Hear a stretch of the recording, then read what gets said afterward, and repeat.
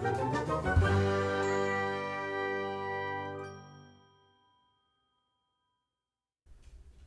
everybody. Fatbird Vines here. I'm Mary Beth. And I'm Laura. And I'm Nikki. How's it going, everybody? It's great. Good. Here we are again. Here we are again. Welcome to episode 2 of Mad Men. This is exciting. I'm excited. Yes. Are you excited? Yes. You stole my line. Okay, so if you're brand new here, we'll just briefly introduce our channel. We're Fatbird Finds. We are vintage resellers. We have a YouTube channel. We would love for you to come over, if you're listening in podcast land, to come over and listen on YouTube as well. We will be throwing up some screenshots on YouTube to correspond with our podcast. So we would invite you to come over, subscribe if you're having a good time. We do a Friday night show on YouTube called Flippin' and Sippin', where we That's a good time. Yeah, it is. Where we have a drink, we celebrate the weekend, and we have a good time. We sell some stuff. We do. All right, guys. Shall we get into episode 2? This is season 1, episode 2 of Mad Men. Absolutely. Ladies' room. Okay, so guys, how do we begin? Go ahead, Nikki. Well, Go ahead, Nikki. I mean, it opens up on just a shot of eggs, right? It does. Yeah. So we don't know exactly what's happening immediately. We know that eggs are being cracked, and then the shot opens up, and here we are in a restaurant looking at the back of Don Draper's head again. Yes. Just like in episode 1. I'm pretty sure that what you're seeing right now is the first time we see Don in the episode, of course, from the back. And we realize, if you didn't realize or you didn't know, that they're doing a tableside preparation of Caesar salad. So they're making the Caesar dressing there with raw egg yolks. Mm-hmm. And Is that fancy? I guess so. I've never heard of that before in my entire life. Yeah, it's kind of fancy, but it's really old school. They do that. You know where they do that? When we went to Vegas and we were looking at restaurants to eat at, there was that mobster restaurant that was really, really popular and famous. And that was one of the dishes they were famous for, was a tableside Caesar salad where they make the dressing there, which is what the mobsters would have, expected back in the day, in this day. Okay. So anyway, that's what they're doing. They're having a fancy dinner. Yep. So we've got our main characters. We've got Don along with his wife Betty, and we've got Roger and Mona. Mona is Roger's wife as well. So the four of them, they're just sitting around chatting about nannies, actually. They're chatting about Roger's nannies that took care of him when he was growing up. And the conversation sort of shifts over to Don, and he's like, Don, did you have a nanny? And he's like, no, I don't like to talk about myself. Yeah. He's like, I just was a baby in a basket. Oh, yeah, like Moses, he says. What's the quote, Laura? Yeah, what's Roger's quote? I mean, I love Roger so much. It's just ridiculous. And then Roger proposes a toast when they get to the end of the story or whatever. And he says, to Moses and Don Draper, a couple of princes. Roger has the best quotes in the entire series, hands down. Yeah. Or Pete. It's a tie. But Roger's probably a little bit better. You quote Pete more. That's probably true. So during this conversation, which is important because we'll reference it later, Roger does reference that his daughter Margaret has seen a psychiatrist. So he says something to the effect of, she was the last girl in the building to see a psychiatrist or something like that. So I just want to note that because it will come up later. It'll come up later. Yeah, and he's trying to say that it's a new trendy thing to do, right? Like to go see the psychiatrist. It wasn't that she was, having a really tough time. He said it was something like she didn't want to get up out of bed, before noon or something. Which who knows what that's about? We don't really know a lot about Margaret until much later in the series. True. And she does have some problems. So then we transition. The girls get up. They need to go powder their noses. So they take a trip to the ladies' room. Ladies' room. So the first of a few. Yeah, we have 3 scenes in quote unquote ladies' rooms in this episode. So this is the first of those. Go ahead, Laura. Well, I was just going to say, can we just touch on the fact that, ladies' room is the title of the episode, but also, I mean, it's just like, it's not only literal, the whole episode is about all the women and the behind the scenes of the women's lives and that kind of thing. True.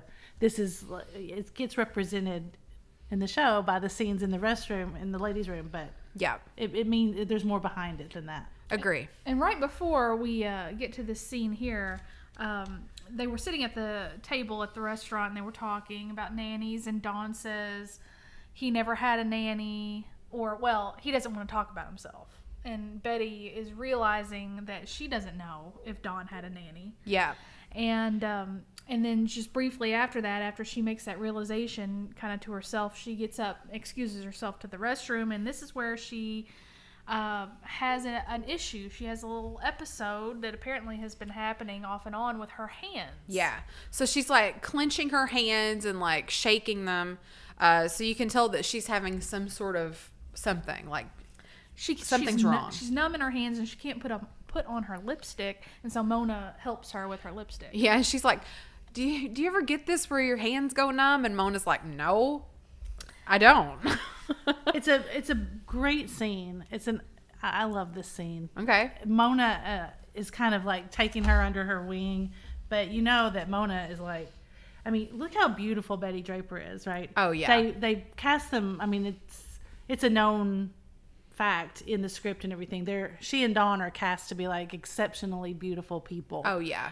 And Mona is beautiful, but she's a little off the cutting edge. Look at Betty. Betty's got the latest lipstick, the latest dresses, the latest jewelry. She literally looks like a Barbie, like an original Yeah. Barbie. In this I read episode. I read that she was cast specifically for her looks and specifically because she looks like Grace Kelly. Oh yeah. And Mona is, I mean, she's beautiful, and they didn't, they took the time to make her look more like the boss's wife rather than to go on down that road and make her just as beautiful as Betty.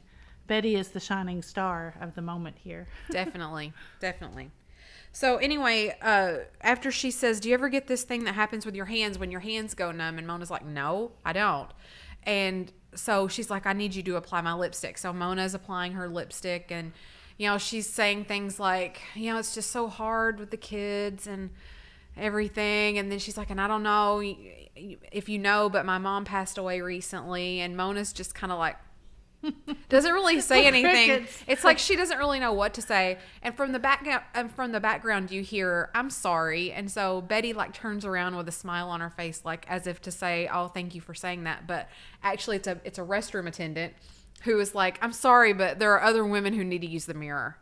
And so she's like shushing them out of the way to get out of there so other women can use the mirror.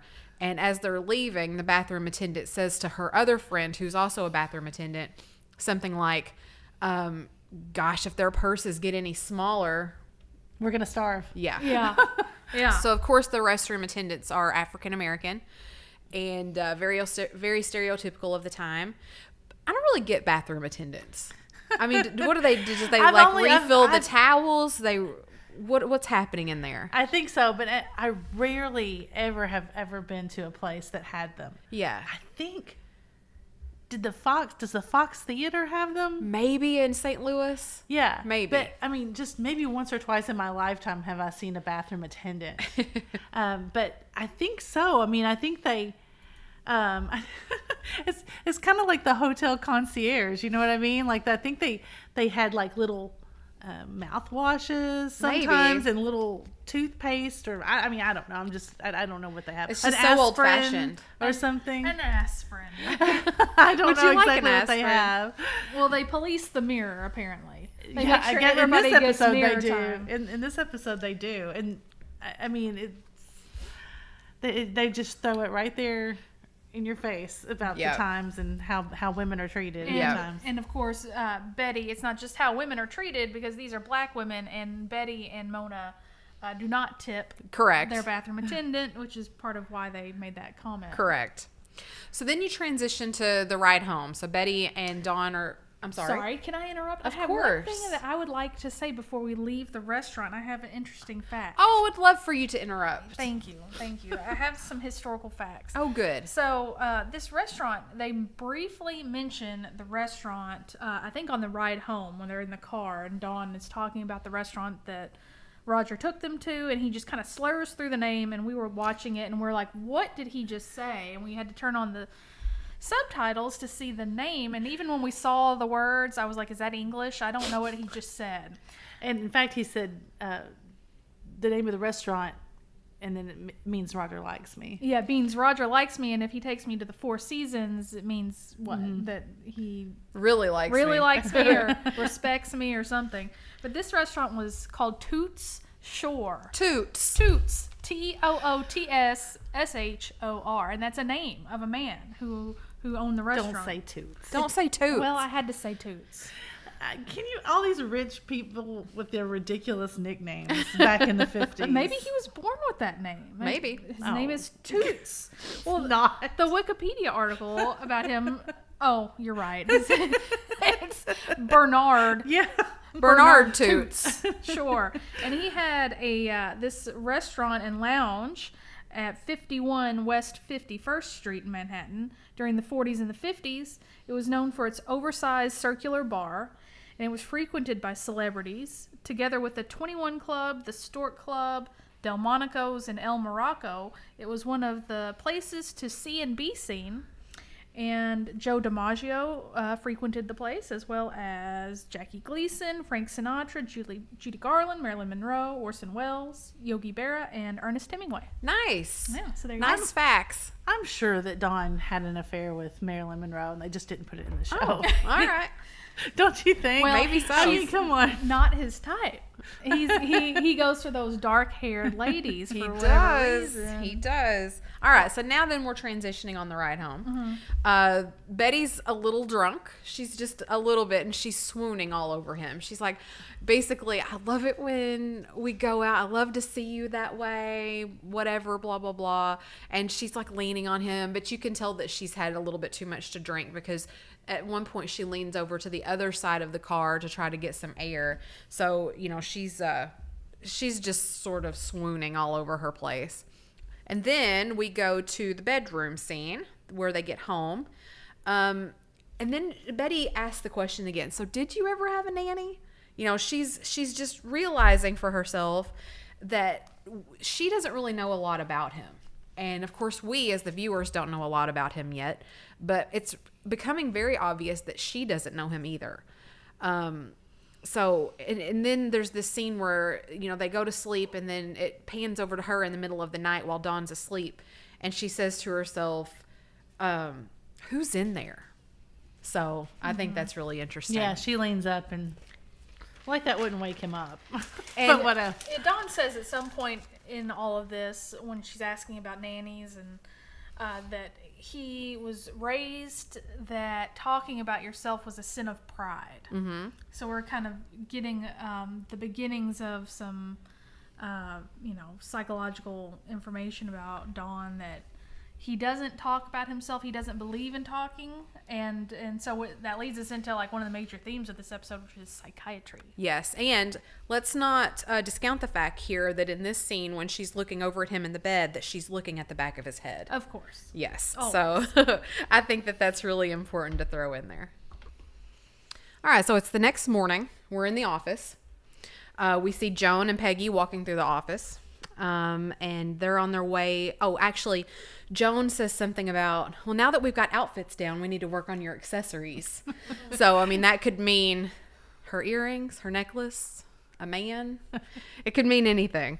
So, but they're on their way to the ladies' room. So, they go into the ladies' room. Our second ladies' room of the episode. Yes, named second one. ladies' room. And we walk in, and there's a woman just sobbing. She is just sobbing in there. And Joan walks right past her. Peggy stops, and she's like, I think her name's Bridget. Oh my gosh, are you okay? And yeah, of course she says nothing, but she looks over at Joan, who we're seeing in a reflection in the mirror. And Joan just like throws her hands up, like, just leave her. Don't talk to her. She's like, skip it, Peggy. Come on. She's like, we don't have time for that, Peggy. But Joan's just very dismissive of this. And Peggy's obviously like really concerned about this lady. But Joan is just like, don't bother.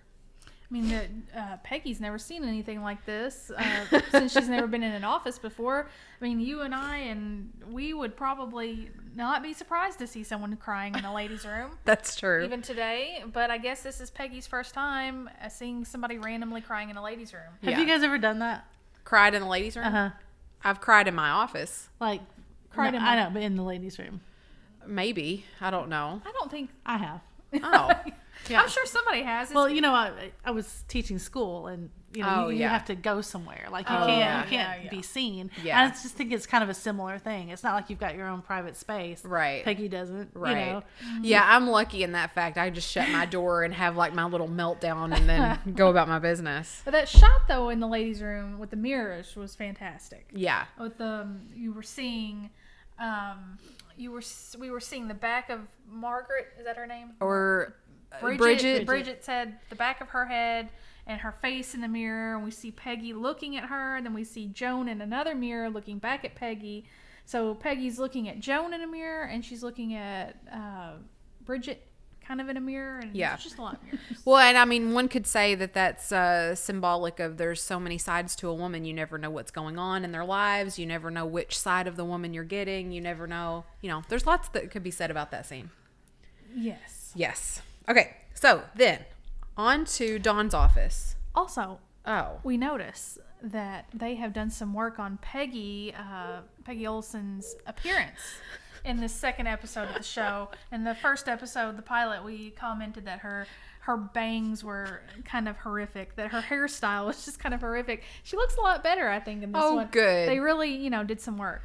Well, now that Peggy's bangs are better, let's take our first break.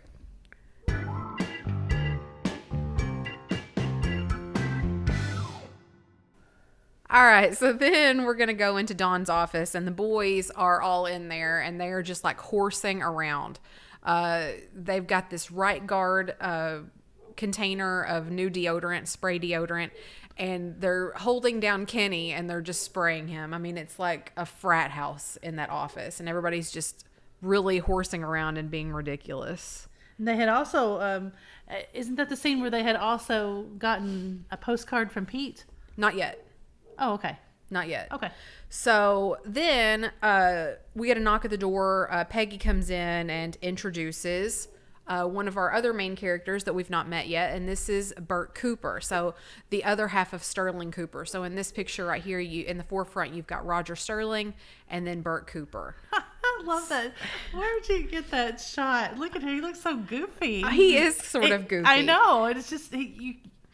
he's walking around with no shoes on all the time. Yeah, he's very eccentric. So when he opens the door and he sees all the horsing around, he says this great quote. He says, so much yarn, so little time. So I feel like that means, I feel like you could take that to mean like there's so much potential in here, but there's just not enough time to deal with it. Or, there's so many things I could say, but I don't have the strength. There's... And it's just kind of nonsense. It's like, because we were watching the episode together, and it's like, what did he say? What does that mean? So, you've got a quote on that. Yeah, so we looked it up when we were talking about it, and in Matthew Weiner's exit interview, he says the following about that. Okay. About Bert Cooper. We knew that John Slattery, who's Roger, right? I think really had not committed to being in the show for longer than a season. I knew I needed to create more of a world here in case John Slattery didn't want to work here. I love the idea of telling the story of the generations. This would be someone who was Roger's father's age. Creating Cooper was just to have another authority figure in there to explain how big the agency was, too. The eccentricity of this man was something that you get when you hire Robert Morse. He said, quote, goody in the audition. And he said, quote, so much yarn, so little time, end quote. And I put it in the script. So in addition to the yarn quote, he also says goody in this scene. So both of those quotes were put in the script, which I think is hilarious. Yeah, it's so funny. I feel like he's playing himself in this show. The whole show, Bert Cooper is Roger Morse. Yeah. So the point of this conversation with these three individuals is to talk about Nixon. So Kennedy, Nixon, presidential race, and Bert wants the agency to represent Richard Nixon. So that was the point of that conversation. And as he walks away, you see him walking away in sock feet, which he's just a very eccentric character who we'll learn more about as the series goes. All right, so next scene coming up, we've got Paul Kinsey approaching Peggy's desk. Peggy is opening a really sad sandwich, and this is just packed. This episode. Oh yeah. It They're really all is packed. Yeah. I mean, I don't know how we're gonna keep up this this pace, we're going to be talking for hours for every episode. So Paul offers to take Peggy to lunch, and she's like, I really shouldn't. I think he's still in there, meaning Dawn. I really should man the phones. And, Paul takes that, and he's like, okay, that's fine. But then Joan comes around, and she's like, that sandwich is sad. And she's looking at Peggy. She's like, get your things. Oh, look, there's Peggy's hat with her little bangs fixed. I mean, her bangs are still bad, but they're better than they were.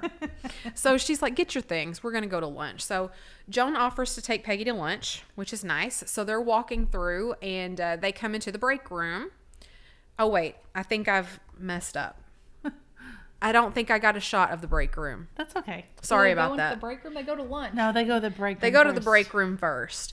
And in the break room, they're all looking at a postcard. This is the postcard scene. So Pete Campbell, whom from the first episode, we know that Peggy slept with Pete in that first episode. Now Pete is on his honeymoon. So there's a postcard From Niagara Falls. and it's addressed to Kenny. So Kenny's reading it, and he looks at the back, and he's like, greetings from the wettest place on earth.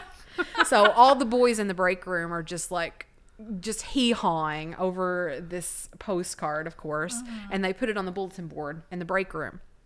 So they see Peggy and Joan walk through, and they're like, hey, can we take you guys to lunch? And Joan just plays it real cool, and she's like, oh, we hadn't even thought about eating. We were just going to go shopping, but sure. And she's like, yeah, we'll take you up on that. So Yeah, she's so great. so they end up going to lunch with these vulgar boys. Oh, they're so rude. They are so bad.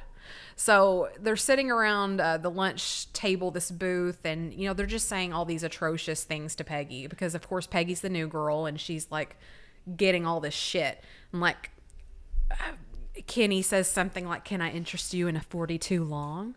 And then that guy sitting beside her, we don't really know his name, but he's like, that's not his pant length or whatever. It's just, like, so ridiculous, and Peggy is just mortified.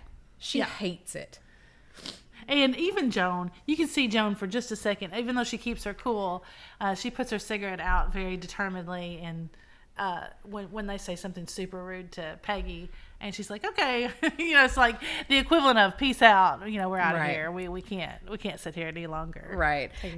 And even as they're leaving, Kenny's like, hey, why don't you take the rest of the afternoon off? And she's like, I've got to go to work. And he touches her. Yeah, he corners her and, like, is all up on her. Yeah, they're like, I've got stuff to do. So then they go back to the office. Peggy's at her desk again, and Paul just happens to come by, and he's like, thanks a lot. I thought you weren't going to go to lunch. And she's like, it just kind of happened last minute. And he like throws down some things. He's like, these are for Dawn. I need him to look at this. But he's nice about it. He goes, you can look at it too. Oh, that's so nice. Yeah.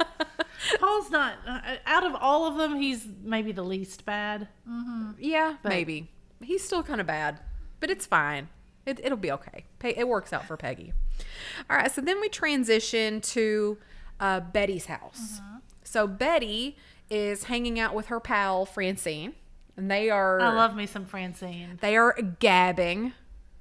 You're not really supposed to say gabbing. It's like sort of anti-feminist to say gabbing. Did you know that? No. Yeah, it is. There you go. Oh. Who says these things? Well, it's just like a stereotypical thing that women do, quote unquote. Well, if I that said they're they were- sitting around gabbing. If I said they were sitting around gossiping, which is also a stereotypical thing that women do, I guess that's true. I mean, I guess that's true. But they are sitting there and they are smoking and having, I think, coffee or tea or something. And, they're just talking about whatever. They are on the topic, however, of a new person who has moved in down the street. And Francine's like, do you know who's moving in down the street? And Betty's like, no. And she's like, it's this woman named Helen Bishop. And Betty's like, is she an old lady? Like, why would anybody move in to a house by themselves? yeah, it's not Helen Bishop. It's not the Bishops. It's just Helen Bishop. So we realize that this woman is moving in. She has a young boy and a baby, and she is divorced. Which Betty's like, it's awful, or Francine says it. It's awful. I mean, I don't think that you guys probably don't even remember that being so bad. But I mean, it did. It was just so you were just so shunned as a divorcee. Yeah. So then we get our next big shock of this episode. Francine's like, it's too quiet in there, and she stands up to look for her kid, and lo and behold, she's pregnant. Yeah. Just puffing away on that cigarette. And the next scene is hilarious. They're like yelling for the kids to come in. They're like, why are you guys so quiet? And we see Sally. Sally with this damn garment bag, this plastic garment bag over her head, like they're pretending They're playing like, spaceman. yeah. And Betty's like, Sally Draper, get over here this instant. And so you imagine, of course, that she's going to take that plastic bag off of her baby before she suffocates. And Betty's like, she says something like, if my clothes from that bag are just, she's worried about her clothes. Yeah. Sally Draper, if I go upstairs and dry cleaning is in the floor, you're going to be one sorry young lady. Yeah, so she just looks real pitiful. And then in this picture, even, she's like inhaling this plastic. So she just walks away with the plastic bag over her head. It's just so funny, the things like that they put in this show. Sally's killing it from the beginning, too. She's quite the little actress. Sally's the best. Yeah, it's amazing that actress grows up on this show. Yes. So then we transition to a scene where Betty is driving the car. The kids are like bouncing around in the car. They're like flailing from the front seat to the back seat. It's chaotic. Nobody has a seatbelt on or a car seat. No. What would that look like? No. So then... Oh, can I add something? Yeah. When my brother and I used to ride around in the car with my mom, I was about Sally's age and he was little, like 2. I would ride in the front seat, no seat belts, no car seats. And I would ride in the front seat on my knees with my feet against the passenger door. Oh, Lord. Because I wanted to see him and what was going on. And he would stand. There was no sitting for him because he wanted to see what was going on. So he would stand right up next to my mom who was driving, and she would just like pin him in with her shoulder. And I mean, that was that. I mean, yeah, that was all there was. So for reference, for the time period, you are probably Sally or Bobby's age. For reference. Yes. Yeah. Yeah, Sally's a little bit older than me, but got you. Not by much. So you're like between Bobby and Sally's age. Okay, I got you. All right, so they're flailing around in the car. They drive past this driveway.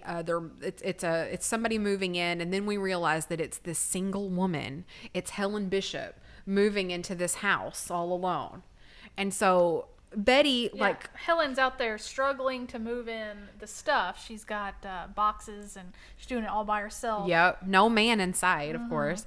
And so Betty starts to have this episode again. Her hands are seizing up. She's like gripping them really tight and she's shaking them. And then she has an accident. Yeah, she loses control of the car. And I mean, let's be honest, she's not going real fast. No. She's just bebopping down the road. She just knocks the top of the bird bath off. Yeah. Yeah. In her own yard. Yeah, so it's not the worst thing ever. So she has this little wreck in this yard, and anyway, she gets her bearings about her, and then she goes and checks on the kids. She's like, oh God, the kids. It's sort of an afterthought for her, really. She doesn't think about them right away. But she goes and opens the back door, and they're just like playing in the floorboard and like cracking up. So the kids are fine. Betty had a little episode, but she's okay. Yeah, and just, brilliantly written in the episode at the same time that this is happening to Betty. Yep. Then Dawn, we figure out, is in bed with Midge. Right. Yeah. So these things are happening simultaneously. They get out of bed together. Dawn looks over and sees a television set. And he's like, where'd you get that TV? And she's like, I just got it. And he's like, yeah, but where? And like, he's like real put out about it. And he's like, I thought you were like too good for TV. Like, you're bohemian and you don't need a TV. And anyway, so Midge goes on and she's like, well, I just got it. I don't want to tell you where I got it. I just got it. And then she goes on to say something like, have you seen this show? Is it called People Are Funny? She's like, have you seen this show, People Are Funny? And you can tell there's this like expression on Dawn's face when she starts to talk about this TV episode. It's like he's lost complete interest in her, one. And two, I think it's like some sort of disdain. Like he hates that she's talking about something other than him. I think that he is just really put out about it, and she notices that he's put out about it. And then she goes and picks up this TV set and just like hurls it out her window, which is hilarious. It's so funny. Like she doesn't even give it a second thought. And she's like, fine. you hear it crashing and people yelling down below, and they're like, "Hey!" And so anyway, she's like, "Are you happy now?" And he's like, "Yes." Yes, I think I am. Yeah, I think so. I think So that'll do it. She showed him. All right, it's time for our second break. We'll be right back.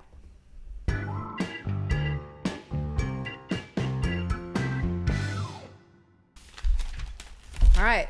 Oh, my notes. Oh, I feel my like I'm notes. in class. Yeah. I know we've It's got so lots. great. We've got lots of notes. In case you didn't know, we've all got our little notebooks here. So after that scene, we have Dawn coming home. Betty serving dinner. Which is fish sticks. Fish sticks. Mhm. Who doesn't love a good fish stick? Everybody loves fish sticks. So the kids are eating their fish sticks and milk. They're excited. Like, Daddy, guess what? We went to the hospital today. They gave us lollipops. Like, oh, God. Yeah. And Betty's just sitting there like, yeah. And anyway, he does ask her, he's like, "How are you? You know, are you okay?" And she's like, "I'm fine. You know, they checked me out. Whatever." I mean, ironically, he's pretty sweet to her. I mean, he is right here. In a few minutes, he's real shitty. But right here, he's pretty nice. Okay. He tells the kids to go watch TV. But here in just a second, when they go over to wash the dishes or whatever they're doing at the sink, he's kind of shitty. So right after this scene, they go over to the sink. And, you know, she's trying to explain to him, you know, her hand's messed up again. She doesn't feel right. You know, maybe I should talk to somebody. And he is like... He's like, no, talk to somebody. What? Yeah. What do you mean talk? Yeah. He says, "Yeah, I hate the way you drive." Let's see. He's really agitated. I think he says that in a sweet kind of way, though. Maybe. He's being sweet to her. You know, it's like, oh, I hate the way you drive. I mean, But it escalates pretty quickly. Well, they start talking about how this has happened before. It's not an isolated incident, and that she has seen a doctor before that he thinks is a quack, and that the doctor, they did dye tests, which I assume that's like a CAT scan of some kind, Maybe. or something, but it didn't show anything physically wrong with her, and that's why Dawn thinks he's a quack, because there's obviously something wrong with Betty. And it can't be the only thing it could be is physical, because he doesn't believe in there being anything mentally wrong with somebody. Yeah. You know, that would cause that kind of reaction. They don't understand at this time about anxiety attacks, panic attacks, and things like that. So anyway, he's like, of course there's something wrong with you. We just need to find you a better doctor. And then she said to him that the doctor at the hospital seemed really good and she liked him, and he suggested that she talk to somebody. Yeah. But then, you know, it escalates a little bit, and then he's like, "Leave the dishes for the girl." Yeah, he didn't like that.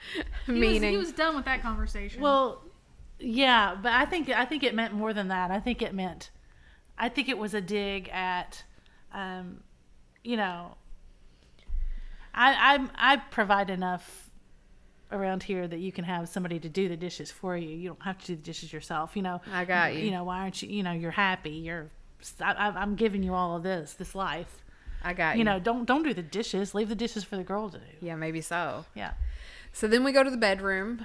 He's doing push-ups, which I think is really funny, and he's like counting 8, 9, 10. And Oh my gosh, that picture of Dawn. And when does you like that? He's so handsome in that picture. And then anyway, when Betty walks by, he like transitions 98, 99, which I think is really funny. But he gets in bed with her, and she's like, "You know, it doesn't have as much stigma today as it used to." And looking back on it though today, I'm sure that was true at the time, but there was a huge stigma about psychiatry or therapy until like the 70s.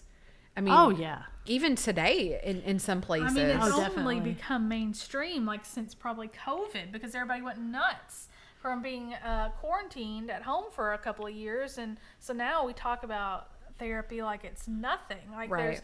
there's signs up all over the workplace, like, here, be sure to call this number if you need to talk to somebody, and it's just completely normal. But I mean, in my lifetime, it hasn't been completely normal. And if you really pause to think about it, just, I mean, it was, I mean, obviously we reiterate this all the time, but it's at such a different time.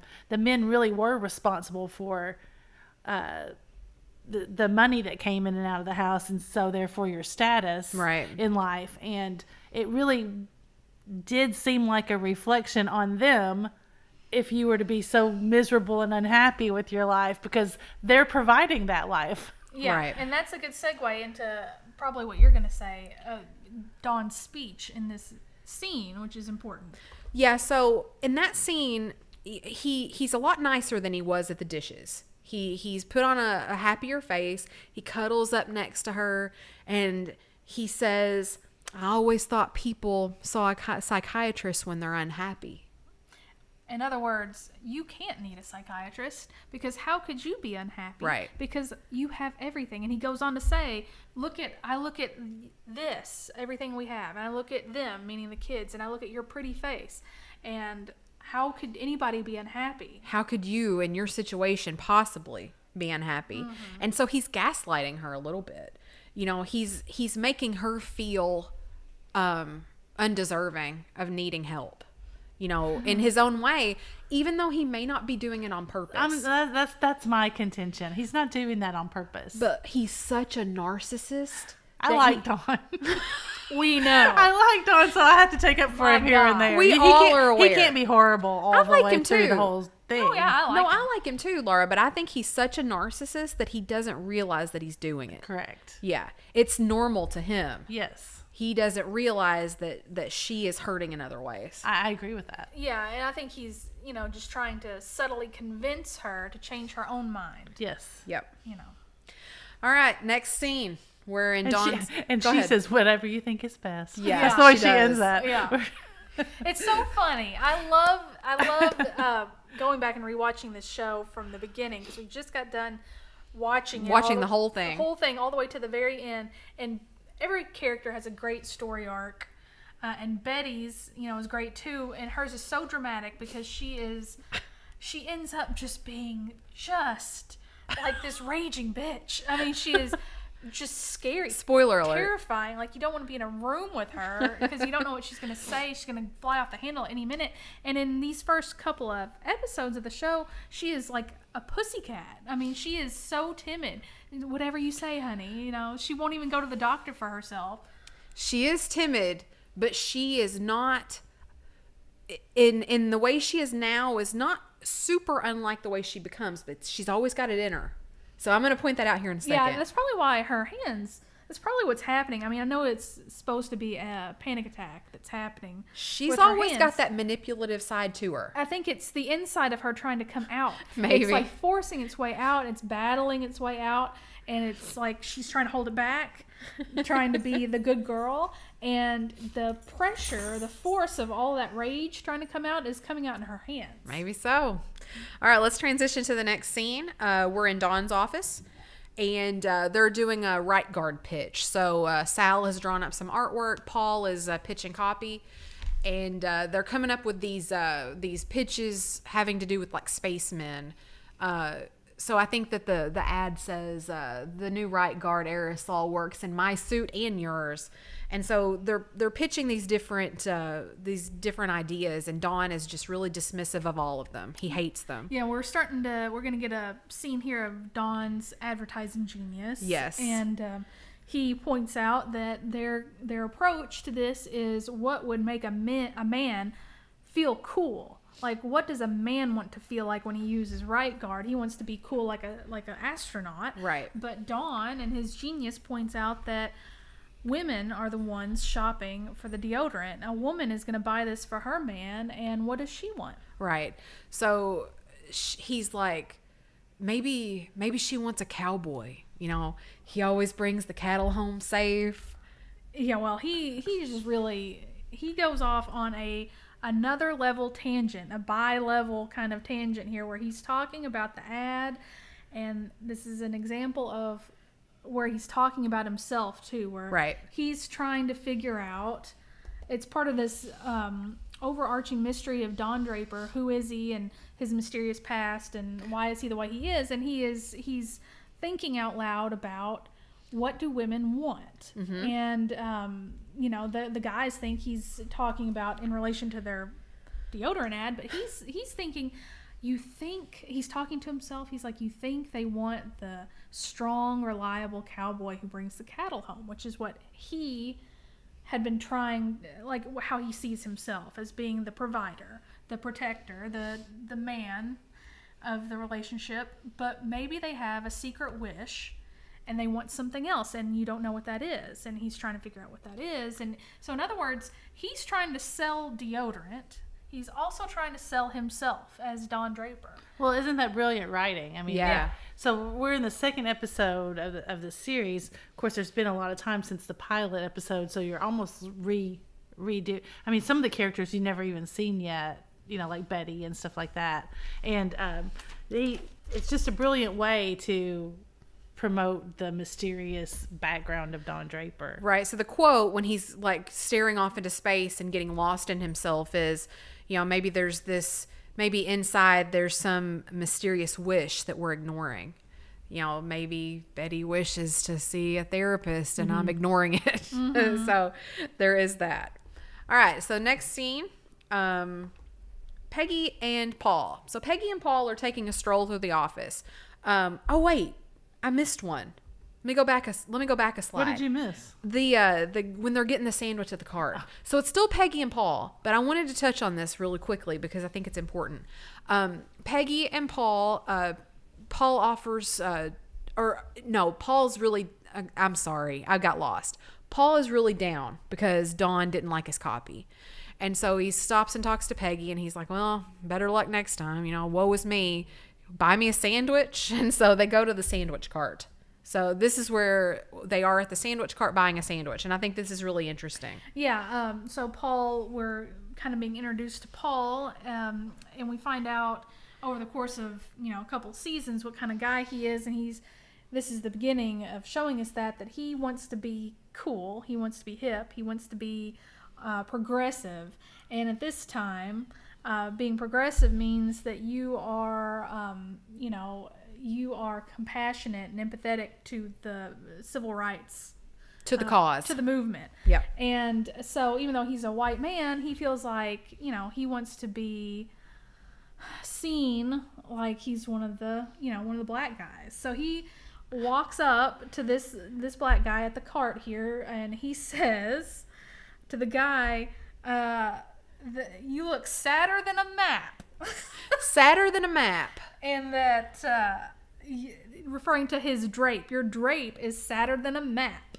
And, you know, who knows what that means, but we looked it up, and that is jive, which, jive, language that was popular at the time, which is kind of the precursor to what today is the AAVE, the African American Vernacular English. And so he's trying to, be cool like that. He's trying to fit in, He's trying to talk the talk. And the dude, he's just like, he's trying to be polite, but he is just like grossed out. And he's like, Mr. Kinsey, you sure can talk, Mr. Kinsey. That's what he says. He's like, well, he tells him why he has to wear it. He's like, well, because I got to wait on your ass. Yeah. I got to serve you sandwiches. That's why I got to wear it. He's like, well, it makes me feel like I'm at work. I'm in my uniform. Yeah. I don't know what you want me to say.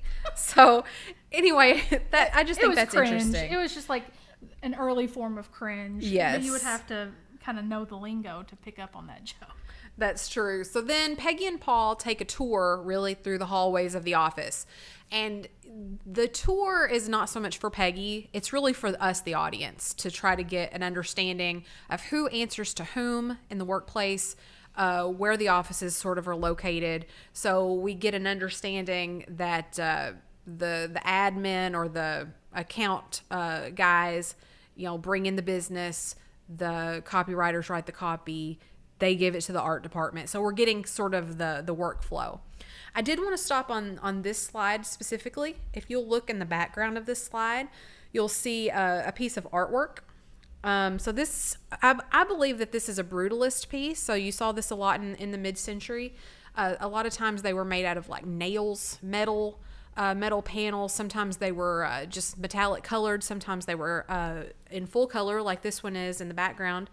I don't know the artist. in particular on this piece, but it is reminiscent of some Curtis Jerry. That's spelled Jere, Curtis Jerry. And if you can find a signed original Curtis Jerry piece, those are, bringing up to thousands of dollars. Did you know sometimes it's C. Jerry? Yes. And people don't, you have to look it up to know to pronounce it that way. And it's really two different people. It's Curtis and Jerry. I didn't know that. Yeah. I thought the dude's name was Curtis Jerry. No. Laura, you've taught me something. Yes. How about Correct. that? I like when you teach me something. That's fantastic. So, And you know what I have written down for this scene? what? I have written down, Paul and his mad vernacular skills. He's like still doing it. Like Yeah. talking to Peggy all the way through the office, saying that ridiculous Yeah, he stuff. said something else like dig it. Yeah, Yeah. He's You like, dig? He's like dig it, you dig, That's funny. All right, so then we transition to Roger in Dawn's office. So Roger and Dawn are having a conversation, and this is where I wanted you guys to know about the psychiatrist comment at the very first scene. Roger was a little drunk, and he offered the information that his daughter Margaret had seen a psychiatrist, and so Dawn brings it up casually. He's like, "Did you say that Margaret had seen a psychiatrist?" And Roger's like, "I think you're probably mistaken about that. Like, He's just kidding. we don't talk about that." So, you think he was kidding? Yeah. Oh, I don't. Oh, I don't either. Oh, no. I think he was kidding. No, Oh, I I think he don't. was saying No, he's that much of a smart ass. He knows that he hurt him. No, I know, but I think that he's saying we're not going to talk about that, and I shouldn't have said it. Is what yeah, he's saying. I think that's what he's saying He's too. saying I was Well- too drunk and I shouldn't have said that, and I wish he'd forget it. I don't think so. I disagree because they go on. You see in the They do. scene they go on to talk about it, and he goes on to say, yeah. He was so straight faced when he said it. He was so straight. He's like, Well, I that's the think way you're- he does. No, he usually you can tell a joke in his voice when he's doing a joke. He's like, I think you're mistaken about that. Okay. Maybe so. I think you're mistaken about Okay, that. well, we can't, go to the mattresses on this. We're gonna agree to disagree on that one. But you never know. You never know what was intended there. So, put what you think about it in the comments below. All right, we're gonna take our third and final break, and we're gonna go ahead. I was just going to say that I loved his statement at the end of that. He says, psychiatry is just this year's candy pink stove. He's talking about it's just the newest thing out, the latest craze. That's why his daughter goes to the psychiatrist. It's what everybody wants to do. I got you. Just like everybody wants a candy pink stove, which I think is really That's cool. cute. Mm-hmm. Yeah, I like that. All right, third and final break, and we're gonna wrap it up right after this.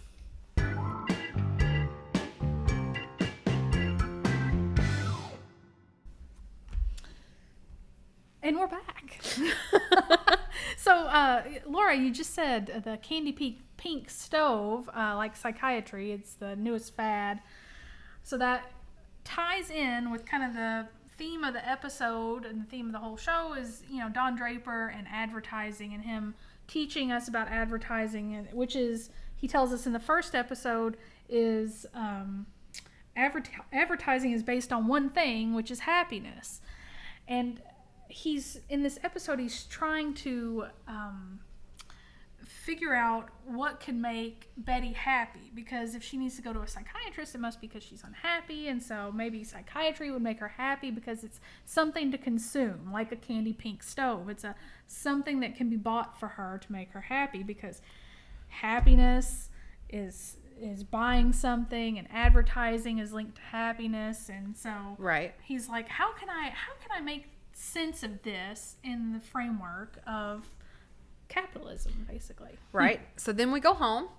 Dawn comes home. The kids, coincidentally, are watching People Are Funny, which is the think show that's that funny. Midge referenced earlier. Have we seen the scene with Midge in the hallway? Not yet. Okay.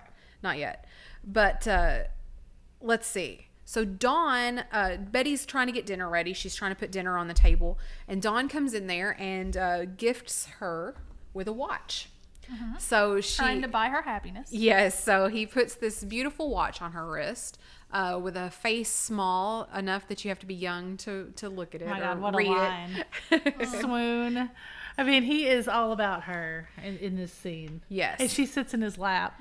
Oh my God. Yes. So, but the scene quickly turns. So this is what I was talking about earlier. So the scene quickly turns and she sits down in her chair and she starts to get upset.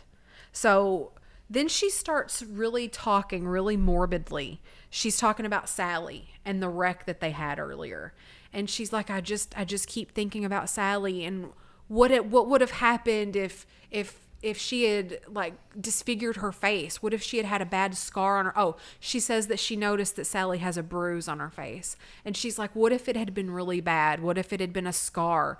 What if she, worse than dying? Yeah. Like, who cares if I would have killed her? What would have been worse is if she would have had to have gone through her whole life with a huge scar on her face. I mean, she said that. Yeah, and Yeah. she said because that means she would have been alone. Yeah. That was the point she was getting at. And so Dawn is just standing there, like behind her, like with this horrified look on her face. Like, what the hell is wrong with you? That's crazy. Why are you thinking about that? And she's just really upset and she's crying. But it's my opinion, it's my thought that she is acting that hysterical to get her way. She's doing that. She is just as manipulative as he is, but she knows she is. That's the difference. I don't think Dawn knows how manipulative he is at some points, but she knows. Well, she is very childlike, which Yes. is something we'll explore a lot throughout the show. And this is an example of that. She knows to throw a tantrum to get her way. Yeah. So, I mean, she's basically is a child. She's basically probably the age of my daughter. I mean, she's young in this show. so you can see, Dawn's tune starts to shift. He's like, you can see all these thoughts on his face as he's like looking around in disbelief and he looks down at her and kisses the top of her head. You can tell that he's like changing his tune about it. All right, next scene. This is the scene that you just asked about. It's Dawn and Midge in the hallway. So Dawn has taken Betty to the doctor. He mentions that she's seeing the doctor, and I think that they're staying in the city that night, and he's called in sick. Yeah, and here we touch back onto the theme of happiness again. He's still trying to figure it out. He doesn't understand. He doesn't understand women, and he doesn't understand what makes them happy, if not things. So he notices that Midge is happy, I guess, even though she really has nothing to be happy about. I mean, she has no family, no man, and no money, and she's just living in this kind of terrible, I mean, it's a great apartment, but it's not in a great place. Right. So he asks her, he says, why are you so happy? Is it because you have everything or because you have nothing? And so he's trying to work it out. He's trying to figure out, he's trying to change his tune. Maybe it's not about buying her everything. Maybe I don't need everything. Maybe it would be better if we all had nothing, or if it all just went away, I guess. Yeah, maybe so. That was my quote pick of the episode. Yeah. Oh, yeah. Yeah. Say it again. Well, he says to Midge, I can't decide if you have everything or nothing. Yeah. So if you're unaware, if this is the first time you're listening to us, we're doing this thing where we like to rename the episode. So the name of this episode is Ladies' Room.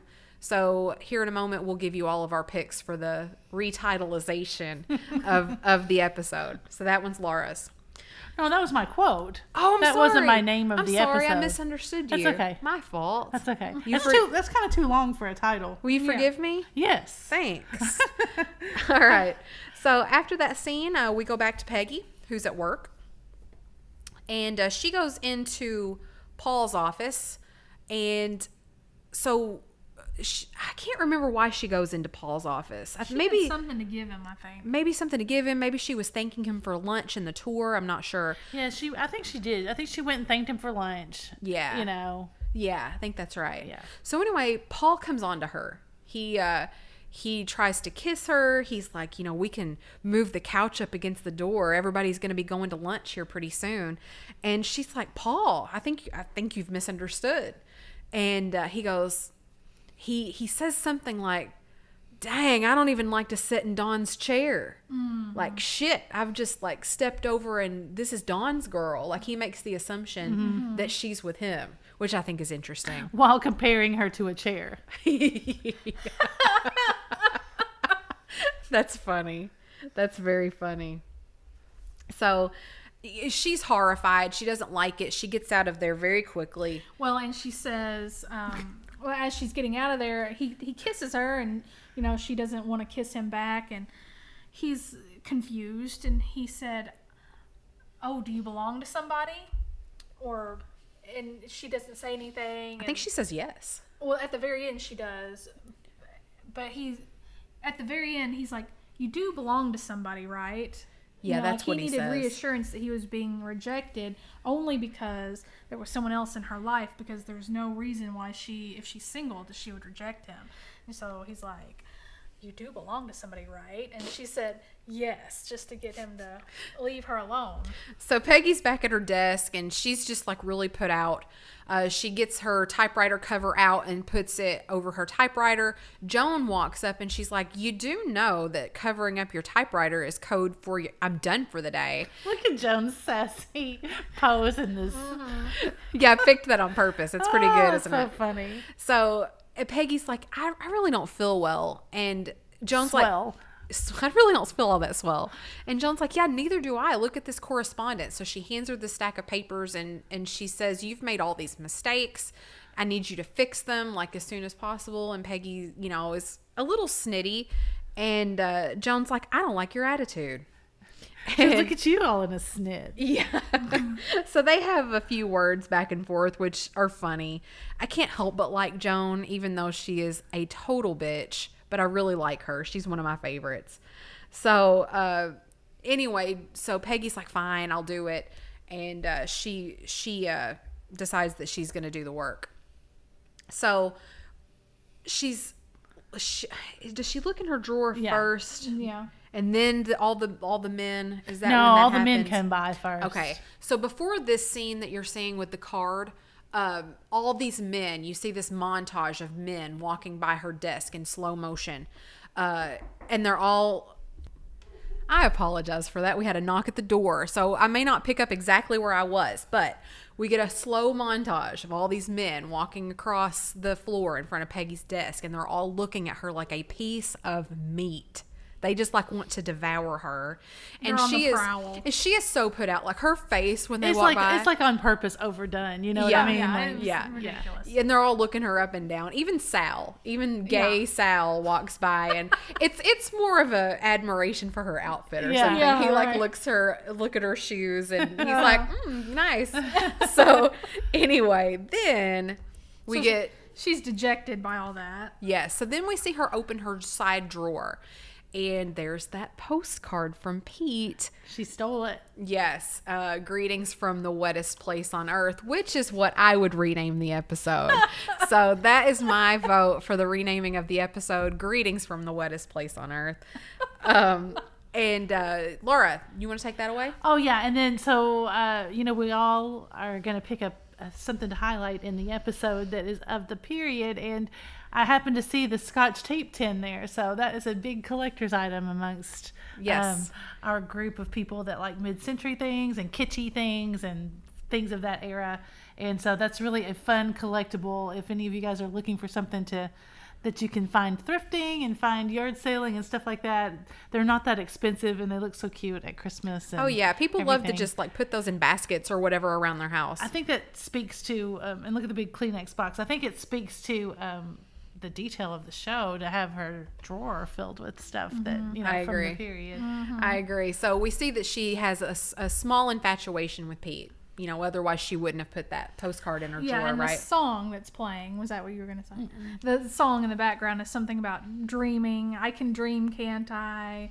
Yeah, dream on, I think. Yeah, dream on. I got you. Well, I just heard an interesting thought about that. Okay.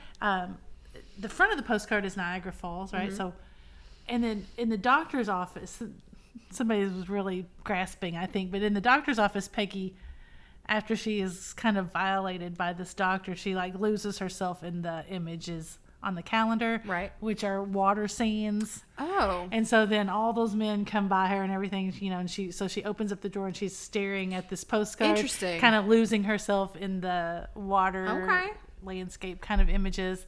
And I think we should watch for that through the rest of the show. I don't know if it's going to pan out, but we'll see. I'll buy that. I like it. I'll buy it. All right. So then we transition again to the ladies' room. This is our third and final scene and in a ladies' room of the episode. Peggy goes in, and again, we have a woman in there sobbing. But this time, Peggy takes Joan's advice, goes by example, ignores the lady crying, looks at herself in the mirror, sort of, shuffles her shoulders, puts her shoulders back. And dusts herself off. That's right. And decides she's going to go back to work. She's not going to cry in the ladies' room. That's right. She pulls herself together, and she's going to be okay. She's really kind of establishing what kind of girl she's going to be, in the workplace. That's right. There's not too much times probably that we're going to criticize the show. I just have a small criticism. Okay. It's Is just it her bangs?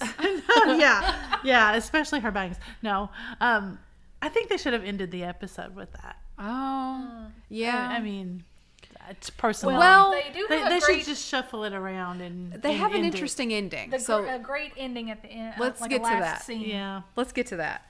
Okay, so next scene, we see Betty at the shrink. She made it. So she's at the psychiatrist's office, laying on a table, talking. You can tell she's a little bit nervous. She's telling the doctor that she doesn't sleep well. And you can just tell that she's sort of nervous about the whole thing. Look how beautiful she is. Yeah, she's nervous and beautiful, and she is just kind of rambling. She's talking about the bomb and nightmares. She's speculating about why people would come to the psychiatrist, and she mentions again for I think it's the third time, maybe it's the second time of this episode, that her mother died recently. Yes. And which is significant because what were you going to say about that? Well, she takes her watch off. So in the scene in the just minutes right before this screen capture was taken, she is fiddling with her watch and she takes it off. And she says, this is the quote. She says, "My mom always told me it's not polite to talk about yourself." So she says that as she's taking her watch off. So it's a reference to her mom, who has just passed. And Dawn has said this sort of the same line twice already in this episode, that I don't like to talk about myself. And so now she's saying it. My mom always told me that it's not polite to talk about yourself. So she distances herself from that watch, which is a gift from Dawn. It's almost like she's taking off that, and that's like her barrier, the barrier between her and her shrink. So she gets rid of it, and then she lights a cigarette, and then she begins to open up, and she says the line, "We're all so lucky to be here." That's my title for the show. Okay. I like it. We're all so lucky to be here. So I just think that that's a really symbolic gesture of her taking off that watch that Dawn has just given her, because, she got her way. She got to go to the shrink. She's taking it off. She's letting herself go. And now she's ready to talk. Mm-hmm. I like it.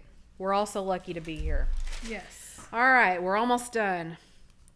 Then we go to Midge's apartment again for the last time. So we've been to Midge's apartment several times this episode. But this time, she has a terrible wig on this time, Laura. It's really bad. I think she's had 3 wigs on this whole episode. They talk about her wig, and I don't like this one. I don't like the way she looks in this one. So they're just talking. This scene is really not all that important. I think it's interesting that I think Dawn's in bed in this episode, and she tells him, "You stink," which I think is funny because the episode is also revolved around deodorant and deodorant ads. Yeah, and did you know back when Peggy was talking to the boys about going to lunch, when Joan asked her to go to lunch, she goes, "Well, they do smell nice." That's true. And somebody else renamed the episode that. They sure do. They do smell nice. I like that. And then he says the line again that Nikki said earlier to her. He says, "What do women want?" Which is what I would rename the episode. What do women want? And then he goes on to say, "Any excuse to get closer," which of course makes her swoon. So, well, yeah, because it's his genius. He's just had this light bulb moment and had a brilliant thought just come to him. And I mean, it's a great ad line for deodorant. It is. So now we have a bookend type of scene. This is the same restaurant. What was the restaurant again? Toots Shore. Toots. We're back at Toots. This time it's just this time it's just Dawn and Betty. This is Betty's reward at the end of the day. She's been to the doctor. That's the dress she was wearing in the doctor's office. She orders a gimlet. You're going to see her order more gimlets. I think that's her drink of choice. And of course, gimlet. And then Dawn has his old fashioned. There's a part where they've ordered their drinks, of course, and then she also wants a tomato juice. And there's a scene where she's squeezing a lemon into the tomato juice, which is gross to me. But Dawn is looking at her doing that, like almost like bewildered. Like he has just this weird look on his face as she's squeezing this lemon.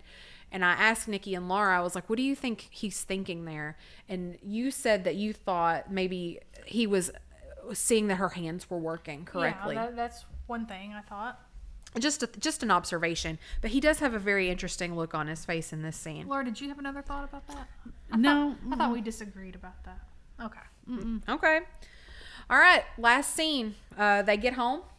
Yeah, they get home and they've had a lovely time, and she seems really happy. He is so pleased with himself because he has finally figured it out. Any excuse to get closer. I'll take my wife out and pay attention to her and talk to her and treat her well. And lo and behold, she's happy. And so he's pleased. They go home.